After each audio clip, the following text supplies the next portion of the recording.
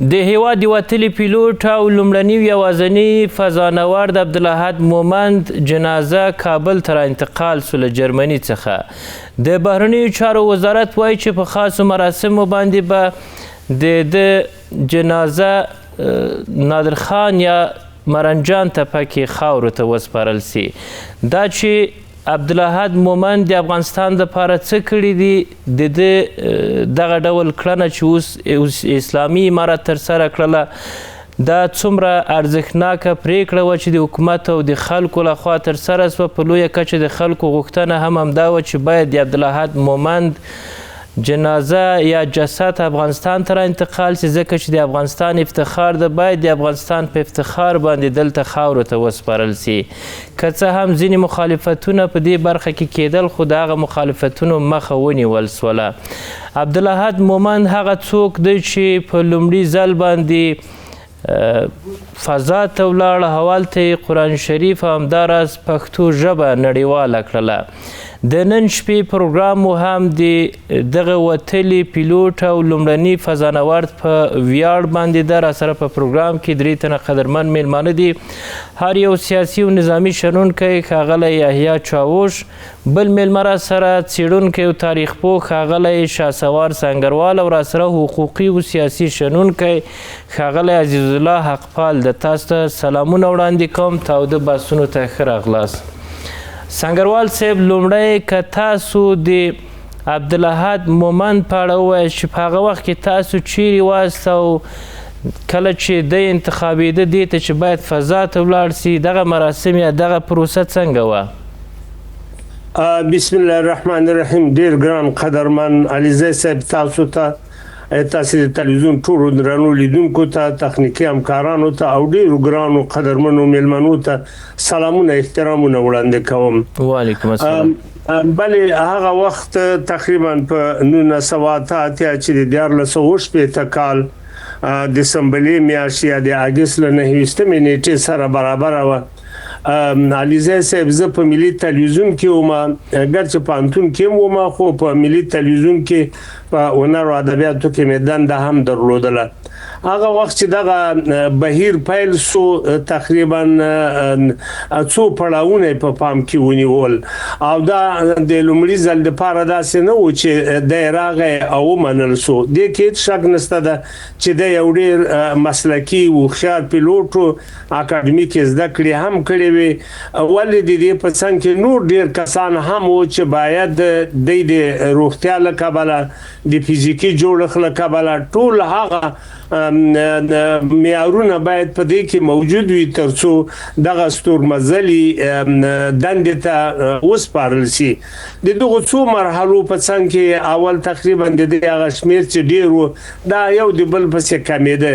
وروستی شمیر هغه وخت نهایي سو چې تقریبا د دې دپاره په شاوخوا یو 2 کلن کورس جوړ کړ. په دغه 2 کلن کورس کې نظري او عملي دواړه کارونه کېدل. دلته هم چې په هغه څو میاشتو کې به د دې ازموینه اخیستل کېدله.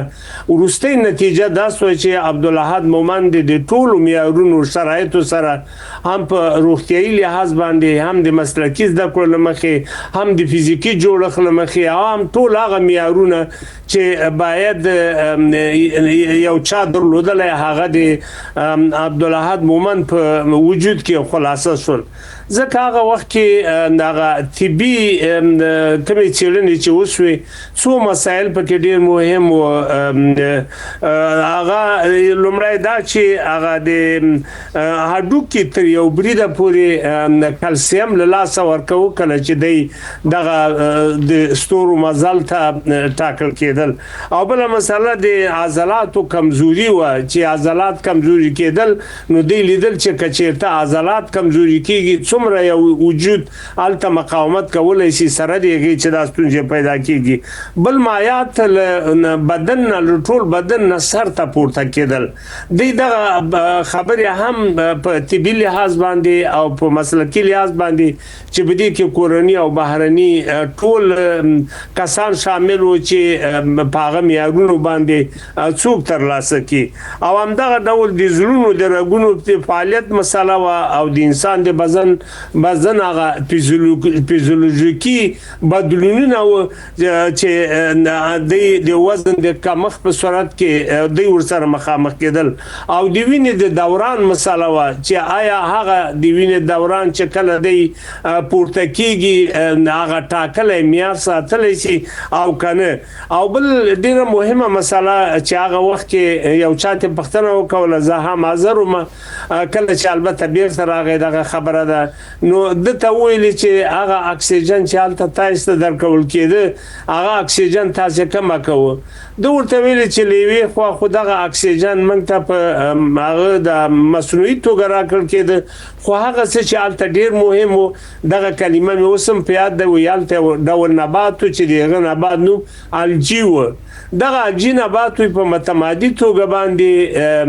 د اکسیجن تولیدوه موږ ته ډېره ګټه هغه وکوله ګر چې دا مصنوعي اکسیجن دغومره کوو چې موږ یې ژوندي ساتلی سو خو دغه الجي نبات چې په متمادي ډول باندې اکسیجن تولیدوه دا موږ ته ډېر ګټور و دغه پروسه په شفاف ډول ترسره سو هغه څه چې باید وړتیا د یو شخص وي عبدالاحد مومند د خپلې توانایي په اساس تللی ځینې روایتونه داسې اوس راوتلي چې یعنې بل څوک اول و بیا له هغه وروسته دی باید وایي بله علیزی صاحب ډېرې ښې موضوع ته د اشاره وکړه دغه وروسته چې اوس ځینې خبرې راپورته سوي دا فقط سیاسي خبرې دي زه په دغه تر یو بریده په دغه پروسه کې زه شامل ځکه وم چې د رادیو تلویزیون پلاوی به همیشه دغه حالات به څاره شمیر داسې نه و چې یوازې دی و د څو تنه و چې د څو تنو د دغو ټولو معیارونو په پام کې نیولو سره هم په طبي لحاظ باندې هم په مسلکي او اکاډمیک لحاظ باندې هم د هغه د فزیکي جوړښت له مخې دغه ټول هغه لاملونه و چې د دغو لاملونو په نتیجه کې د بري ته ورسېد یعنې دغه وروستۍ څرګندونې چې څوک کوي دا سیاسي بڼه لري بلکې د په شفافه توګه او د ټولو هغو لاملونو له مخې چې باید یو ستورمزلی هغه معیارونه په ځان کې ولري دغه عبدالاحد مومند په ځان کې درلودل نو ځکه خو دی فضا ته لاړ او دی په هغه فضایي تمځای کې له خپلو دوه نورو ملګرو سره یو ځای سو تاسو یو ډېرې ښې خبرې ته اشاره درلودله تاسو وګورئ چې په هغه وخت کې د دومره ژمن سړی و چې د یو ډېر مهم کتاب چې هغه د اسلام د سپېڅلي دین په رڼا کې قرآن کریم د ځان سره د یوې ډالۍ په توګه د یوې تحفې په توګه ولېږدوه دا د افغانستان د خلکو دپاره تقریبا یو ډېر ښه زیری و چې یعنې نه یوازې افغانستان د محدودو هیوادونو یا د ځانګړو هیوادونو په قطار کې ودرو بلکې لومړی مسلمان پیلوټ و چې د قرآن کریم له ځان سره ولېږدوه او له دې نه وروسته هم چې راغی بخښنه غواړم وروستۍ خبره کوم علیزی صاحب دی چې وروسته هم راغی د یو شمېر مقالې ولیکلې چې د ځینې مقالې تقریبا ما هم لوستلې چې زه د ځینې مقالو یادونه کوم دغه فضایي او فزیکي علومو په برخه کې چې هلته د کومې لیدنې کتنې کړې وي اقبال صاحب ولې باید عبدالاحد مومند وستایل سي ولې باید د قدرداني ترسره سي محترم علیزی صاحب د عبدالاحد مومند ستاینه د دې په خاطر باندې کوو چې هغه د یو تاریخي یادونې په توګه نه کوو بلکې د علم د ارزښت په توګه ترې زده کړه کوو نن ورځ هغه ملتونه پر مخ تللي دي غښتلي دي چې په تعلیمي څېړنه ساینس ټکنالوژي پانګونه کې دغه زیاته پانګونه کوي او فضایي پروګرامونه د مخابراتو د هوا پیژندنې د طب او د طبي پیښو څارنې په برخه کې مهم رول لري عبدالاحد مومند دا پیغام مخترع کوي چې لوی لاسته راوړنې د لوړ همت سخت ارادې سختو کارونو او دوامدارو زده کړو پایله ده نو موږ له غوښه غدا زده کړو ځکه خپل صاحب تاسو د جنازي مراسم د اسلامي امارت لخوا څنګه بولی چې تر سره سو دا یو ستر ویاړ دی ځکه چې د افغانستان قهرمان و عبدالاحد مومند چې هر څه کړي د افغانستان لپاره کړي د افغانستان قهرمان و د افغانستان په شو تربیه شو د افغانستان څخه فضا ته کړی و د افغانستان نوم په د نړۍ د هغو هیوادونو په قطار کې درولې چې فضا ته تللی ځکه د خپل قهرمان خپل ویاړ په خپل خاوره کې خپل وطن کې خاور ته وسپارل شي دغه قبر باید معلوم وي دغه قبر څخه مګر آینده نسلونه همداس د کوي چې علم او تخنیک زده کوله چېړنه فعالیت خپل اسلامي امارت د اسلامي امارت اقدام تاسو څنګه بولئ؟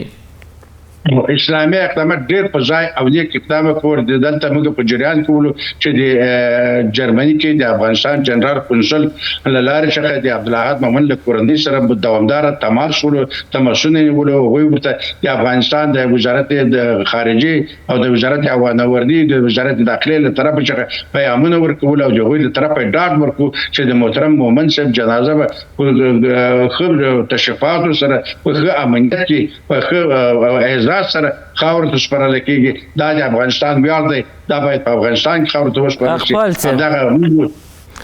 شي دلته په دې مسله کې مخالفتونه هم کېدل یو شمیر په دې مخالفو چې باید افغانستان ته انتقال نشي علت یې څه و ولې دغه مخالفتونه رامنځته کېده او څنګه یې بیا مخه ونیول سوه؟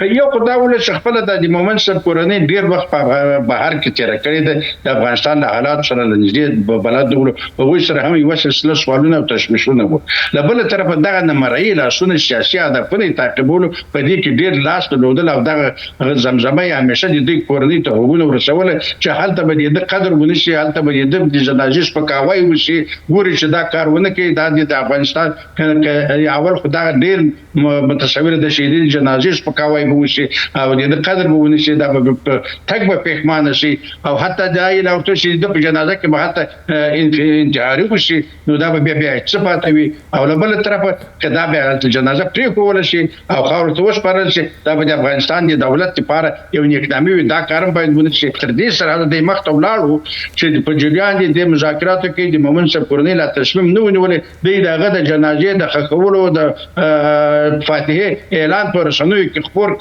ولې په دې په مقابل کې وسل مقاومت شو بل اخر د مومند صاحب کورنۍ د افغانانو دغه غږ ته د مثبت جواب ویلو او د افغانستان د حکومت دغه دعوت د مثبت جواب ویلو په نتیجه کې دا تصمیم ونیول چې دا جنازه باید انتقال شي. هغه خلکو ته چې منفي خبرې وړاندې کول څه پاتې سو اوس؟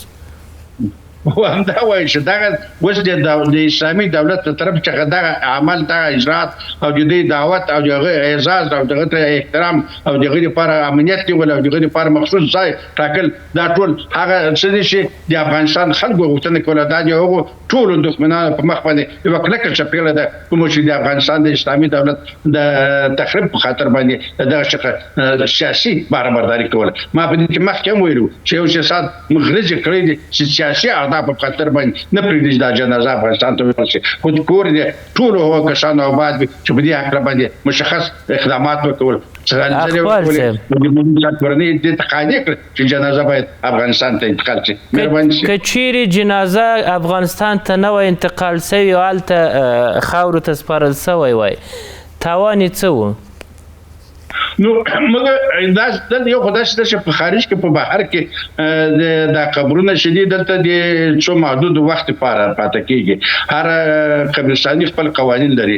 معمولا په اروپا کې هیوادونو کې دا 13 کلو 15 کلو او 20 کلو پورې د ځمکې په اجاره اخیستل کیږي او قبر بساتي 15 کلو بعد بیا په اجاره هم په ډیرو هیوادونو کې د اخیستل کیږي نور ته ختم ده یعنی 15 کلو بعد نور ځکه د ملي نوم او نښان او قبر ټول منځ او دا که زموږ خپل قهرمان دلته ښخ شوی وای بیا به د ډیرو قهرمانانو په شان باندې په افغانستان کې دی هم د فراموشي تسپارل شوی و لکه مجید زابلي چې په افغانستان کې ډیر خدمات اقتصاد پیسې کوول د کابل د پونتون په تاسیس کې په هغه وخت $15 کومک وکول په اسلام وایم چې د په سرمایه د پیسو باندې کابل پونتون اساس کې کوم مګر چا بیا یاد نکړو یا موږ ډیر آزاد خان موږ وینو آزاد خان د افغانستان یو وتلی قهرمان افغان چې په نادر افشار پختو که آذربایجان کې حکمران وو او بیا ورسره نادر افشار مرګي له هغه ځای ته نشر کوي اصفهان نشي او پنځه کاله په اصفهان کې پاچاهي کوي خپل نوم باندې سکوي مګر موږ په تاریخ کې او موږ خلک ازمو ولسونه هیڅ له سره آشنا نه دي ځکه نه دي قبرسته نه خارسته ده نو دې د مکمل د پارلماني پاتې کړل وو موږ دا ویل دا افتخار به مور لا شور کول موږ کنن دوی سبا مور کول نو دې په خاطر چې دا ویل او دا افتخار د تل لپاره په ټولنه کې وساتل شو آینده نسلونو ته یغه افتخار هغه قبر هلته موجود وي او دا ویل به د افغانستان د خلکو په یاد باندې وي. مننه کوم. چاوش صاحب شما در مورد عبدالاحد مومند چی میگین؟ این مراسمی که تا به فعلا برگزار شد و دیدین چگونه بود از طرف حکومت از طرف مردم استقبال از این جنازه عبدالاحد مومند؟ بسم الله الرحمن الرحیم. سلام به شما جناب علیزی صاحب، سنگروال صاحب، اقبال صاحب، مهمانان گرامی و بیننده تلویزیون. اولا خو روح قهرمان شهید ما متوفای ما و شما عبدالاحد مومند شاد باشه. برای فامیلش تسلیت میگیم و برای همه مردم افغانستان یک زای بزرگ برای وطن ما و شما بود و هست. شخصیت تکرار نشدنی در تاریخ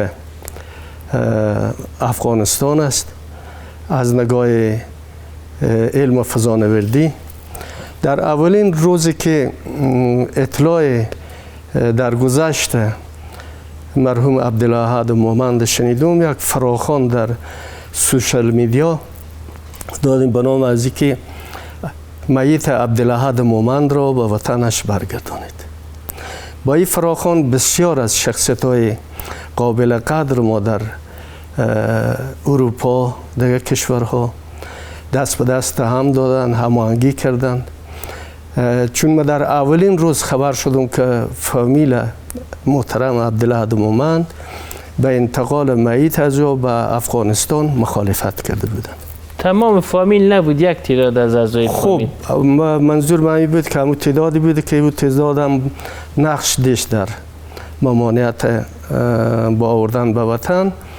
به هر صورت این کوشش و تلاش هموطنای ما بود که ارزش و اهمیت تاریخی و سیاسی از این موضوع درک میکردن و خوشبختانه این مطلب همچنین از طریق سوشال میدیا از امارت اسلامی خواهد شد که در این جهت همکاری کنه و همچنین زمینه انتقال فراهم بسازه. این کار را ما امارت اسلامی دیدیم که کرد، بسیار به وجه حسن. ما یعنی خود وزارت خارجه وزارت خارجه افغانستان شنیدیم. چشم دیدی که شما داشتین تا فعلا چی بود از مراسمی که برگزار شد؟ همونطور که میبینین مراسم بسیار با عزت برگزار شد. پیش از اینکه انتقال بیافته به افغانستان یک کمیسیون برای انتقال در خبر اطلاع دادن، به جریان گذاشتن که در اروپا تشکیل شده و این کمیسیون به وجه حسن کارهای خود انجام داده و همچنین در داخل افغانستان هم کمیسیون تدفین ایجاد شد. مراسم با وجه بسیار عالی برگزار شد. عبدالاحد مومند اهمیت از این موضوع چی بود؟ اهمیت انتقال میت. سر از اون میاییم. اگر شما هم کدام تصویری را دارین میشه که به بینندگان نشان بدین در مورد از گپ بله بزنیم. جناب علیزی صاحب شما به جریان هستین. ما همون تصویر هم بیارین که ببینن. ما 2 سال قبل در همین روز 2 سال قبل در همین روز در یک موزیم تاریخ هوانوردی روسیه در شهر کالوگ بودم. موزیم تاریخ هوانوردی روسیه به نام کنستانتین تسلکوفسکی، یکی از دانشمندان مشهور شوروی وقت و روسیه است. این موزیم در ساحه بیشتر از 100 هکتار زمین ایجاد شده. یک موزیم ساده و عادی نیست.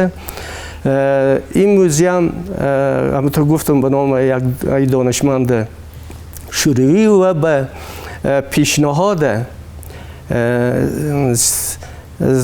سرگی کسیلوف که است. سرگی کسیلوف طراح سر تصویر گپ بزنین شما می تصویر ما بیام سر ازی راجع به همی گپ بزنم. سرگی کسیلوف کسی است که پیشنهاد همین موزیم را در دو زمان داده بود و این موزیم به وسیله یوری گاگارین سنگ تعداب ازی گذاشته شده.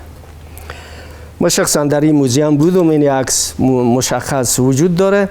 در این موزیم روسیه بسیار فضانوردهایی داره که در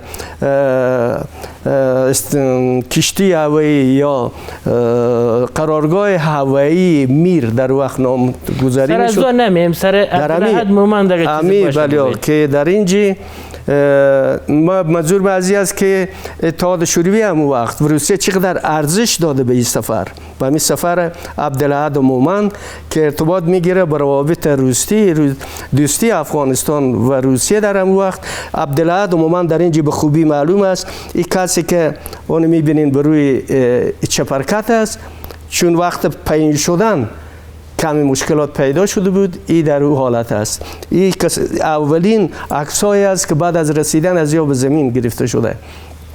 در اینجا موزیم مجسمه های از یاست. ای افتخار افغانستان است، افتخار همونطور که اونا افتخار میکنن، افتخار وطن ما و شماست که در خارج از یا موزیم ساخته میشه و قدردانی میشه. با وطن خود اینا باید بیان. مایید از به وطن ما پیشنهاد میکنم که چهاررایی به نام عبدالحد مومند در کابل وطن ما و شما به نام از اون آبگذاریش و لباس های فضانوردی از روسیه خواسته شه در اینجا در موزیم افغانستان جابجا شه و جاده اهمیت کار در چی است؟ اهمیت از در کار اهمیت علمی داره. اهمیت از این کار برای نسل‌های آینده است، برای اهمیت به ارزش علم و دانش است، برای از این است که علم چقدر در یک مملکت ارزش داره. عبدالحد مومند کسی است که از فضا وطن خود تحقیق کرد. در مدت زمان هفته که در فضا بود تمام وقت صرف تحقیقات جیولوژیکی و جیودوزی معادن افغانستان، سرمایه های افغانستان و این چیزا از فضا بیشتر کشف میشه، قابل کشف و تشخیص است از فضا. این بسیار با اهمیت است و همچنین اهمیت دومی از این ما پیشنهاد میکنم قرآن شریفی که با خود برده، این باید همچنین در موزیم افغانستان جابجا شه. از اونجا از فضا دیدین که با لسان پشتو صحبت کرد. لسان پشتو چهارمین لسان شد که از فضا صحبت شد با این لسان.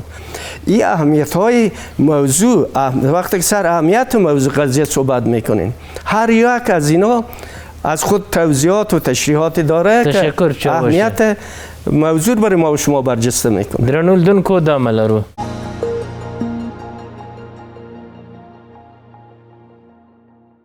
بیا هم خیر الله. سنگروال صاحب کله چې عبدالحد مومند له فضا څخه بیرته راځي په راتګ سره یې څه وړاندې کړل؟ د ده مقالې هغه څه چې د تحقیقات کړي و څه شي وو؟ بله کله چې دی بیرته راګرځي علیزی صاحب د تقریبا په بیلابیلو رسانیو کې مرکې وکولې او د دغو مرکو بیلابیلې برخې تر یو بریده خپرې هم شوې. فرضاً د هغه نقشه چې د افغانستان د فیزیکي جغرافیې نقشه چې د فضا نه اخیستې وه او تقریبا ډېره حساسه ډېره مهمه وه، دا هم یو شمېر ځوانانو ته خصوصا د پوهنتون محصلینو ته دا وښودله او ځینې مقالې فرضاً د توکو یا د فلزاتو د جاذبې قوه چې په فضا کې څه قسم وه او په فضا کې د انسان د وزن په تړاو باندې چې تقریبا دغه ټولې اکاډمیکي او مسلکي مقالې وې دا خپرې شوې. په همدغه ډول د فضایي او فزیکي علومو په برخه کې د ډېری علمي مقالې خپرې کړې چې په هغه وخت کې تقریبا د انجینری لپاره او د پولی تخنیک لپاره یو شمېر استادانو د دې نه ډېره ښه استفاده وکول او د ریفرنس په توګه تقریبا خپل لیکچرونو کې ځای ورکړ او یا په ډېره لوړه کچه د ستورپوهنې او هغه کومه انجینری چې تقریبا په نړۍ کې په هغه وخت ډېره نوې وه په دغه برخه کې چې کومې څېړنې د کړې وې دا د ځان سره راوړي او دا دلته خپرې کړې بله مسله چې ډېره مهمه وه هغه په علمي او تخنیکي برخه کې چې د کوم څه لیدلي وو په عملي برخه او یا په نظري برخه چې تقریبا د هغه 2 کلن کورس کې څه لوستي وو یعنی دغه ټولې خبرې یو بل ته په ډاګه کړې او بله مسله چې تاسو د مخه اقبال صاحب او چاور صاحب ته ویل نه پښتنه درلوده رښتیا دغه ډول د شخصیتونو لیک د هیواد ته دا یو مهمه مسله ده علیزی صاحب تاسو پیږئ چې د افغانستان یو ډیر مهم شخصیت چې د افغانستان په معاصر تاریخ کې په علمي لحاظ په سیاسي لحاظ ځانګړی ځای لري هغه سید جمال الدین افغان سید جمال الدین افغان هم په پردیسۍ کې په ترکیه کې خاورو ته وسپارل شو ولې د ظاهر شاه په وخت کې د تابوت یا د خاوره راوړل شو او د پانتون په انګړ کې خاورو ته وسپارل شو او اوس چې د مرنجان تپه کې خاورو ته سپارل کېږي عبدالاحد مومند دا یو مهم عمل دی مهم عمل په دې معنی دا اول خو د مرنجان تپه ته استعمالون مهرباني په تاریخي لحاظ یو مهم ځای دی فرضاً کزه تاسو ته وایم سلطان محمد طلایی زوی هغه یحیی خان نومېده د یحیی خان زوی یوسف خان نومېده د یوسف خان زوی نادر خان نومېده د نادر خان زوی ظاهر شاه نومېده دغه ټوله سلطنتي کورنۍ تقریبا تر یو بریده په د مرنجان تپه کې خاورو ته سپارل شوی او خپل عبدالاحد مومند هم تقریبا چې دغه مقام ترلاسه کړ اول ته خاورو ته سپارل کېږي دا یو مهمه کړنه ځکه دی چې لږ تر لږه د افغانستان خلک د افغانستان سنگروال صاحب ولی مرنجان تپه ورته وایي دغه تاریخي ارزښت که تاسو بیان کړئ دغه تاریخي د مرنجان تپې تاریخ ډیر اوږد دی او دا که چېرته په یو ځانګړې خپرونه کې تاسو لازم لیده ان د لرغوني افغانستان په رڼا کې د مازړه کله د زړه دغه په مستند توګه تشریح کو خو په اوس وخت کې چې فرضاً د مرنجان د تپې ته اتمی تاسو به تشریف ورته وي هلته ځینې کندنې سوي که چېرته دغه کندنې وګورو په دغو کندنو کې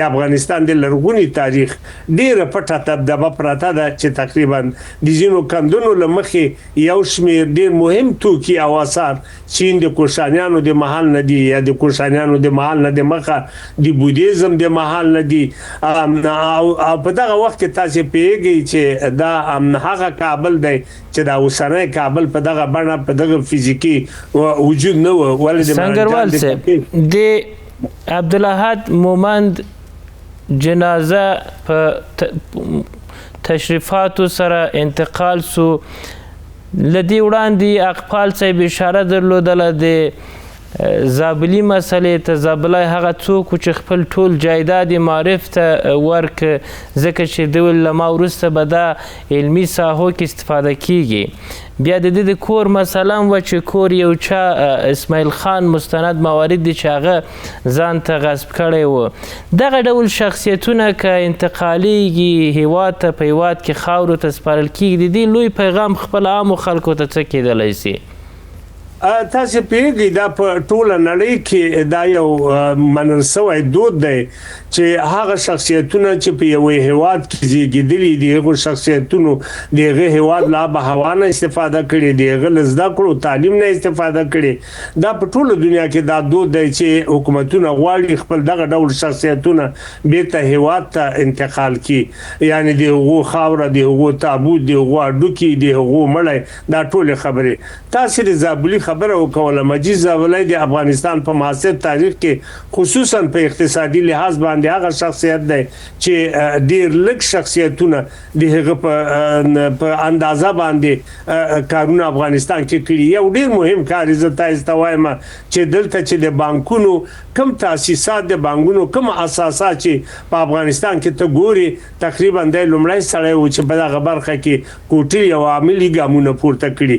د په روسیه کې و کله چې د روسیه کې د خزوان چختان ولې د راغې په افغانستان کې د پانګونې د پاره یا پرځن په افغانستان کې د مالی په وزارت کې همدغه ډول لګه د ارز میچ درته وکاو په بانکونو کې او خصوصا په معاصر اقتصاد کې زابلی دومره کار کړی دی چې د ګوتو په شمیر کسانو کړی.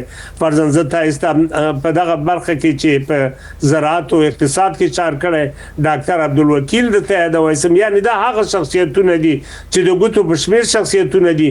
زه فکر کوم د دولتونو دغه کار ډیر په زړه پورې کار دی چې خپل شخصیتونه چې له هیواد نه بهر خاورو ته سپارل شوي دي هغو خاوره او د هغو تابوتونه بیرته هیواد ته راځي او دلته په ډیر پتو عزت باندې خاورو ته سپارل کیږي. دا یو نیک کار دی لکه څنګه چې د عبدالاحد مومند په برخه کې وشو. په دې هیله که نور دغه ډول شخصیتونه هم له هیواد نه بهر د ځینو ستونزو له کبله خاورو ته سپارل شوي هیواد ته راسي، دا یو ګټور کار دی. مننه کوم درنو لیدونکو، دمه لرو.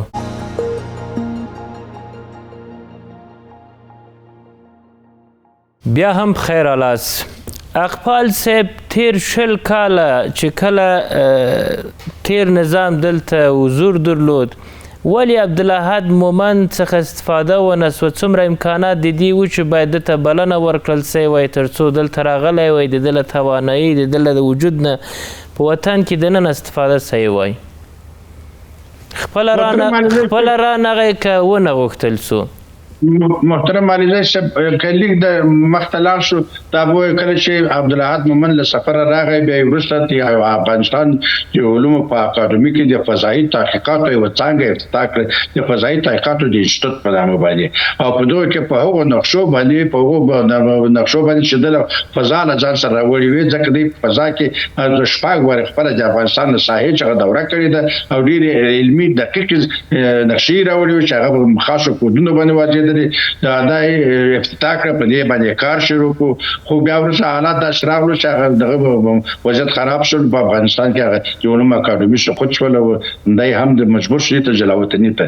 بیا د ده په ارتباط باندې یو کال یې دلته په سویډن کې د غونډه ونیوله شوه په دې کې دی هم اشتراک وکړ. ډېر افغانان قریب 200-300 افغانان راټول شوي ول او د ده دغه یاداشتونو ته د ده مقالې واورېدې د بیانونه یې واورېدل. بالاخره په دې پرېکړه وشوله چې عبدالاحد مومند باید افغانستان ته ولاړ شي او په افغانستان کې دا تحقیقاتي مرکز بیرته احیا کوي، بیرته فعالیت باندې شروع کوي. په ما ښه په یاد په کې همدا پیشنهاد هم خپل زما ولسوم کو چې یو وخت دا د کابل د پښتونستان واټ تر میدان هوایي پر کدا چې د عبدالاحد مومند په نامه ونومول شي. دا یاداش هم د وزارت کلتور وزارت ته واستول. خو بیا وروسته څو میاشتې وروسته عبدالاحد مومند خپل فامیل سره افغانستان ته ولاړ. افغانستان کې په ظاهري لحاظ سره یو پیش آمد ورته وشو، خوش آمدید ورته ویل شو، حتی قاضي صاحب خپل دفتر ته وغوښتل یو مډال ورته ورکړو. د خپل پروګرام ټول هغه تلته دولت ته تشریح کړو چې دغه تحقیقاتي مرکز و، دا تحقیقاتي مرکز ضرورت دی، تحقیقاتي فضایي څېړنې د هېواد د لپاره د پیشرفت او د ترقي دروازې خلاصوي. په دغو کې دا کارونه کې دا هر څه یې وکول مګر چا غوږ ونه وګرول. یعنې عملاً د ده پیسه کې یوه نیمه میاشت په افغانستان کې ورته پروت و. همدا تلاش وکول چې تحقیقاتي مرکز باید جوړ شي، بیرته احیا شي. دغه سفر نه چې هغه څه چې لاس راوړي دي هغه د افغانستان د خلکو په خدمت کې عملاً ورکړي. مګر د چون هغه دولت ګوډاګی دولت و، پردی دولت و، هغه د افغانستان لپاره داسې بنیادي او اساسي کارونه باندې لاس نه پورې کول چې په هغه باندې افغانستان بیخ او بنیاد او دغه تقویت پیدا کړي او افغانستان داسې کادر او داسې مسلکي داسې مرکز ولري چې هغه تحقیقاتي مرکز وي. ګورې تاسو وینئ چې په افغانستان کې اټومي مرکز موږ درلودل، خو د ځایشخوا په وختو کې داسې اټومي څېړنو مرکز موجود و. هغه لمنځه ولاړ. دغه تحقیقاتي مرکز موجود و، دا لمنځه ولاړ. مګر د میلیارډونو ډالرو پر اتاک سره یو روپۍ په دې باندې مصرف نه شوه. ولې د جنګ سالار په قبر باندې په میلیونونو ډالر بودیجه ورکوله کېدله. یو جنګ سالار په نامه باندې یو اکاډمي جوړېدله او 2 میلیون ډالر د افغانستان له بودیجې څخه ورکول کېدې. همدا خو دولتونه دغه و چې دا دولتونه ملي نه ولو، هغه دولت ملي نه ولو، هغه خپلو ارزښتونو ته، خپلو غوښتنو ته، د خپل هېواد اساسي ضرورتونو ته توجه نه و، بلکې ظاهري شکل ته ظاهر قومندان را ظاهري شکل قومندان و، جنګ سالار و، یو قومي ټیکدار هغه راځي که او د خپل پادشي وکوي، بل هیڅ شی نه ولو. د افغانستان لپاره بس پای ته رسوو. اوس باید کوم مسایلو ته توجه وسی؟ جنازه را انتقال سوله، خاورو ته سپارل کیږي، په عموم کې هغه څه چې وسول هغه مهم مسایل ترسره سول. له دې وروسته کوم مسایل مهم دي چې باید توجه ورته وسی په دې مسله کې؟ علیزاده صاحب محترم، د عبدالاحد مومند ژوند موږ ته دا پیغام راکوي چې لوی لاسته راوړنې، لوی هیلې، سخت کار او دوامداره زده کړه پایله ده. نو دا موږ ته راځي چې موږ باید خپلو ماشومانو ځوانانو ته کتاب او قلم او لابراتوار او څېړنو زمینه مساعده کړو. په دې هکله باندې دولت باید دغه پانګونه وکوي چې د علمي څېړنو مرکزونه جوړ کړي. علمي څېړنو مرکزونه دي اصفهان ته دغه جنرالانو، ډاکټرانو او افسرهاو یا نور ستورمزلي هلته پکې تربیه کېږي او د افغانستان د ترقۍ او د پیشرفت دروازې خلاصېږي. افغانستان پرې پیشرفت کوي. پیغام دا ده چې باید د افغانستان دولت د افغانستان کې د علمي مرکزونو، د څېړنو تحقیقاتي مرکزونو پرانیستلو باندې زیاته توجه وکوي. مننه اقبال صاحب. تعلیم و تربیه زمینه مساعده کړي. مننه. چاوش صاحب، امروز چقدر معیار بجا شد که باید یک کس از روی توانایی خود لقب بگیره؟ القاب باید قسمی باشه که از روی ارزش‌ها باید به کسی داده شود. شما مراسمی را که دیدین برگزار شد از طرف مردم، حکومت مشترک و استقبالی که از کارکرد عبدالاحد مومند صورت گرفت، چقدر معیاری و در گذشته القاب به کدام معیار داده میشد؟ امروز ما در وطن خود میبینیم که واقعا ما ملت هستیم. با همه تبلیغات لجام گسیخته دشمنای افغانستان، با همه تبلیغات سازمان داده شده از بیرون که میلیاردها دلار به واسطه اختلاف اندازی، تعصب دامن زدن و نفرت افغانی در داخل افغانستان دشمنای مردم افغانستان مصرف میکنن، ولی وطن آنقدر ریشه داره، آنقدر ریشه از این مردم در تاریخ عمق داره که اصلا این تبلیغات، این اقدامات، این مصارف سرسام‌آور میبینیم هیچ تاثیر نداره. دیدین موضوع اخراج دسته جمعی مهاجرین از ایران مردم چی عکس العمل نشون دادن؟ مردم ما به چی اقدامات که اصلا ضرورت به دولت نبود. این هماهنگی کردن، آوردن یک قهرمان خود، این امروز اگه نمی آمد یک وقت دیگه می آمد، هیچ مشکلی نبود، آورده می شد. این ملت پس می آورد قهرمان خود به وطن. ولی خوشبختانه که با هماهنگی امارت اسلامی بین قهرمان واقعی و غیر حقیقی تفاوت چی است؟ القابی را که به زور برشان میدادن، القابی را که به اساس توانایی میگیرن. به پیش دشمنای وطن هیچ تفاوت نداره. حتی او کسایی که دزدای سرگردنه بودن، او کسایی که میخ به سر مردم کوبیدن، سینه های خانمار، اونها هم نام قهرمان به خود گرفتن. ولی قهرمان با بین کی؟ هر گروهی از خود قهرمان داره. با کمال تاسف که این گپ نام میبرین. القابی که 20 سال داده شد، لقبی که امروز عبدالاحد مومند گرفت چی تفاوت این لقب داشت. این لقب امروز کسی برای از توفه نداد. این لقب وقتی گرفت که او با جان خود بازی کرد، آمادگی گرفت، آمادگی های بسیار سخت و دشوار گرفت. ای که یک نفر به فضا میره، ایتون نیست که از بین پیلوتا یک نفر انتخاب کنن و در راکت بشونن برو به اسگاه میر و خود چکر خود بزن با بیا. ماها اونجا تمرینات سخت جانکوهی که او تمرینات بسیار تحمل ناپذیر است، اینا تیر میکنن. 2 نفر از افغانستان کاندید شد، یکی عبدالاحد مومند بود، یکی آقای دوران. خب آقای دوران هم همین تمرینات تیر کرد، ولی نسبت آخرین لحظه به خاطر تکلیف صحیح که باید نه تکلیف خونه داشت، خو همونی که آمادگی باید برای فضا میداشت از دگاه فشار خون امثال هم کمیسیون فیصله کرد که عبدالاحد مومند برای مساعدتر است. این از صلاحیت کسی نبود که یا کدام رئیس جمهور فرمایش بده یا کدام صدر اعظم فرمایش بده. کمیسیون های علمی کشورهای متمدن اونجا پروای کسی ندارن. پیامتان به مردم چی است که در همچین موارد در رابطه با شخصیت های که واقعا برای وطن ارزش‌ها کار کردن چگونه پیش برن؟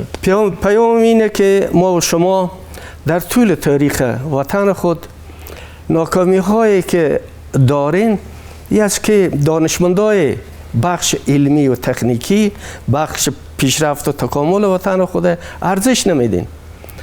ما در وطن خود با افتخار علمای زیادی داریم. در بخش علوم دینی ما هیچ کمبودی نداریم.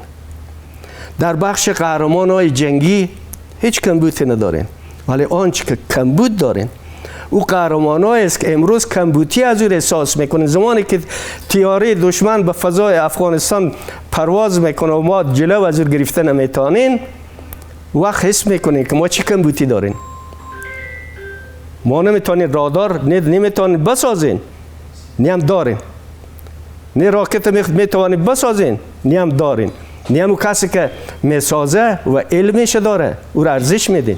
امروز مثال دیگه به پهلوی قهرمان عبدالاحد مومند ببینیم. یک قهرمان دیگه فیلسوف ریاضی فلسفی جهان ما داریم، سرگردان در تمام جهان میگرده. او در هر کنفرانس شرکت میکنه مردم از دگه جمهوریت ها میآیند به خاطر شنیدن. اجازه بدین 200 کنفرانس از او $200 به سازمانده میدم، نه به خودش استفاده نمیکنه.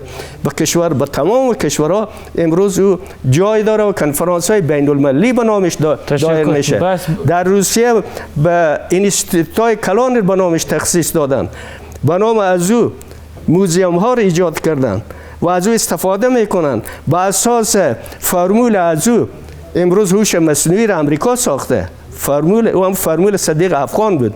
و ما و شما اینجا که ضرورت دارین که از تکنیک مدرن استفاده کنین. تکنیک مدرن به ساینس ضرورت داره، به ریاضی ضرورت داره، به این فرمول های لوگاریتم ضرورت داره. بدون از هیچ راکتی به آسمان نمیره. چاوش صاحب، سنگروال صاحب باز پای ترسو په څو ثانیو کې دا چې په تیرو شلو کلو کې توجه ونسوله او اوس دغسې مسلې ته توجه وسوه په عموم کې د خلکو د حکومت لخوا د عبدالاحد مومند د جنازې په مهمو تشریفاتو باندې هغه څه چې ضرور و هغه ترسره سول. دا څه خوشبیني وړاندې کوي؟ کوم هیوادونه یا کوم حکومتونه چې دغه ډول شخصیتونه نه پیژني هغه به تاسو څنګه بولئ او کوم چې توجه ورته کوي هغه څنګه ارزوئ؟ ډېره مهمه پوښتنه دې وکوله علیزی صاحب. تاسې پوهېږئ د شلو کلو خبره دې وکړه. په شلو کلو کې د افغانستان بیرون چې کوم شخصیتونه وتلي وو، له بده مرغه چې په هغه وخت کې داسې شخصیتونو ته بلنه ورکړل سوه چې د بهرنیو هیوادونو سره په اړیکه کې یو شمېر غله راغلل، افغانستان یې چور کړل او له همغو شتو سره بیرته له هیواده ووتل. ولې له بده مرغه چې په دې شلو کلو کې چا یو علمي شخصیت چې هغه فرضاً د پوهنتون استازو یا اکاډمیکې زده کړې درلودلې او یا په اوږدو کې د فزیک په برخه کې، د ساینس په برخه کې، د تاریخ په برخه کې، د ادبیاتو په برخه کې، د ساینس او د ټکنالوژي د نورو علومو په برخو کې چې چا هلته تعلیم کړی و، اول ته بیچارهګان در بدر ګرځېدل، هېچا هغو ته بلنه ورنه کړه او یې نه ویلې چې راسئ په افغانستان کې د علومو اکاډمۍ موجوده ده او په بېلابېلو ډیپارټمنټونو کې راځئ کار وکوئ. لبده مرغه چې دغه کار په تیر کې ونسو ولې اوس د ما په اسلامي امارات باندې غږ دی چې هغه شخصیتونه چې له هیواد نه بهر اوسېږي او د هغو عمرونه تقریبا د شپېتو نه پاس دي او هغوی د مینه لري له وطن سره او غواړي چې په وطن کې د کار جوګه شي دوی باید دغو کسانو ته زمینه برابر کړي اول ته په د علومو په اکاډمۍ کې په پانتونونو کې یا په نورو علمي مؤسسو کې دغه خلک راټول کړي د دې لپاره ډپارټمنټونه جوړ کړي د دې له تجاربونه د دې له مسلکي او اکاډمیکو زده کړو نه باید استفاده وشي دلته بهر دغه ډول دود موجود دی چې هغه شخصیتونه چې دلته ډیر زاړه هم وي زه فرضاً دغه علیزی صاحب دغه 20 کاله شاوخوا برټش لایبرري ته یا برټش کتابتون ته ځم ته یقین وکړه ته دغه مشران خلک دي چې په ډیر تکلیف موټر کې راولي او هلته کېنوي ولې دوی هماغه تحقیق چې په دغه برخه کې کړی خلکو ته راهنمایي کوي همدغسې چې زه موزیمونو ته تللی یا مننه سنګروال صاحب الته بخره غواړم وروسته خبره کوم الته ته وګوره چې دغه مشران خلک چې مسلکي اکاډمي خلک دي دلته ورته په ډېر پتو عزت ځایونه جوړ دي او د هغو له تجاربو نه استفاده کیږي په دې هیله چې په افغانستان کې دغه کار وشي زه فکر کوم دا به ډېر مهم کار وي او تاریخ به په ټول عمر باندې دا له یاده ونه باسي مننه کوم سنګروال صاحب اقبال صاحب چاوش صاحب درنو لیدونکو ستاسو له ملتیا څخه هم تاوده بحثونه پر همدې ځای پای ته رسیږي خدای پامان له لیدلو مو مننه